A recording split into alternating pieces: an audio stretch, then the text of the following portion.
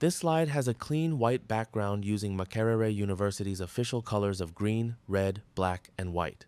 At the top left is the Makerere University logo. The title, From Analysis to Action, is displayed prominently in large green and red text. Below the title is a short description explaining that the presentation provides recommendations for improving performance at Forbin International's Midwest plant. On the left side are 4 icons representing the presentation goals: improving production performance, strengthening workplace safety, improving communication, and supporting sustainable employee performance. On the right is a vertical flow diagram showing the progression from needs assessment to findings, conclusions, recommendations, and finally improved performance, connected by downward arrows. Good day, everyone. Thank you for taking the time to attend this briefing. Today, I will present the key findings and recommendations from the needs assessment conducted at Forbin International's Midwest plant. The purpose of this briefing is to share the most significant performance gaps identified during the assessment and recommend practical actions that can improve production performance, strengthen workplace safety, improve communication, and support sustainable employee performance. The needs assessment included interviews with employees across different organizational roles, together with an analysis of organizational evidence. Rather than assuming that training alone would solve the problems, the assessment examined both instructional and organizational factors influencing performance. One important conclusion emerged from the assessment: effective performance improvement requires both instructional and organizational interventions.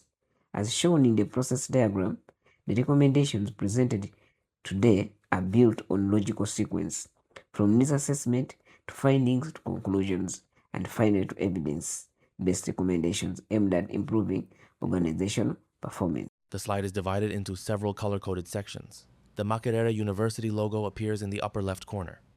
The title identifies the first performance gap as employees not being fully prepared to operate new equipment safely and efficiently. The left panel summarizes the interview findings using bullet points. The middle panel presents the instructional recommendation titled Competency-Based Equipment Training with a checklist of training activities. The right panel presents the non-instructional recommendation, Standardized Safety Reinforcement, with another checklist of organizational improvements. Across the bottom is a simple flow diagram showing how the identified finding leads to 2 parallel interventions: equipment training and safety reinforcement, which together result in improved organizational performance. The first performance gap concerns employee preparation for operating the new manufacturing equipment safely and efficiently. The interview revealed several consistent patterns. Employees described the initial equipment training as rushed and reported that they had insufficient opportunity for hands-on practice. Some indicated that they learned through trial and error after beginning work, while others expressed concerns that safety procedures were reinforced differently across production shifts. These findings suggest that employees are entering production without sufficient practical preparation, while inconsistent safety reinforcement increases operational and workplace safety risks. To address this performance gap, I recommend 2 complementary interventions. The first is an instructional intervention, a competence-based equipment training program. This program should include demonstrations, supervised practice, troubleshooting exercises, machine calibration, shutdown procedures, and competence assessments before employees operate equipment independently. The second is a non-instructional intervention focused on strengthening the work environment. This includes standardizing safety enforcement across all shifts, conducting routine safety audits, improving confidential reporting process, provide accessible job aids, and increasing supervisor accountability for reinforcing safe work practices. Together, these interventions are expected to reduce operational errors, improve safety compliance, and increase operator confidence and improve production reliability. The slide follows the same Makerere University color theme. The title highlights the second performance gap concerning communication breakdowns and employee engagement. The left section lists the major findings from the interviews, including delayed communication, inconsistent supervisor feedback, and low morale. The center section presents the instructional recommendation, supervisor communication development, while the right section outlines the non-instructional recommendation to strengthen communication systems and career support.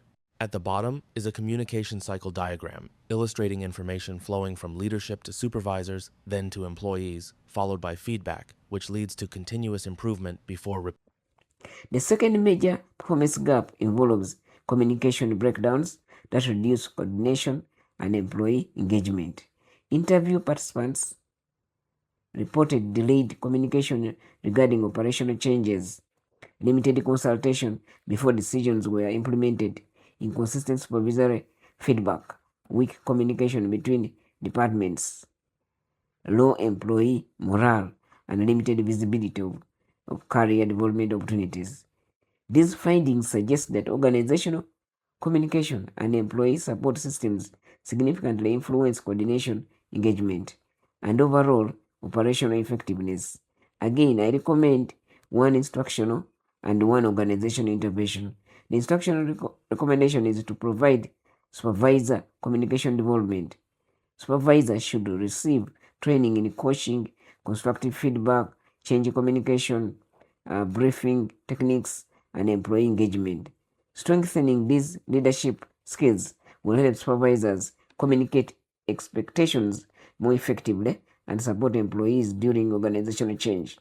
The second recommendation focuses on organizational improvements. I recommend introducing structured pre-shift briefings, regular supervisor check-ins, shared digital communication logs, employee recognition programs, and clearer career development pathways. These initiatives are expected to improve information sharing, strengthen collaboration across departments, increase employee engagement, and improve morale throughout the organization. The final slide summarizes the presentation using a 4-column layout with the Makerere University logo in the upper left corner. The first section presents the key findings, explaining that the performance problems have both instructional and organizational causes.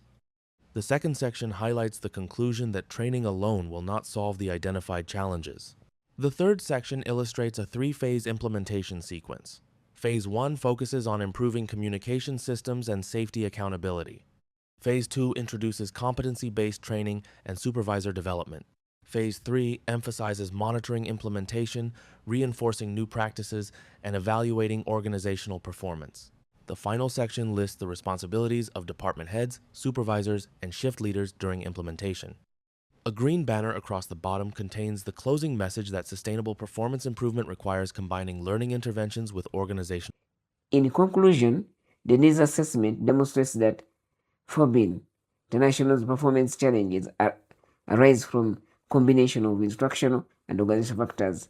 The evidence indicates that training alone will not resolve production delays, safety concerns, and communication breakdowns or declining employee morale. Instead, a coordinated and phased approach is recommended. Phase 1 should focus on strengthening communication systems and improving safety accountability.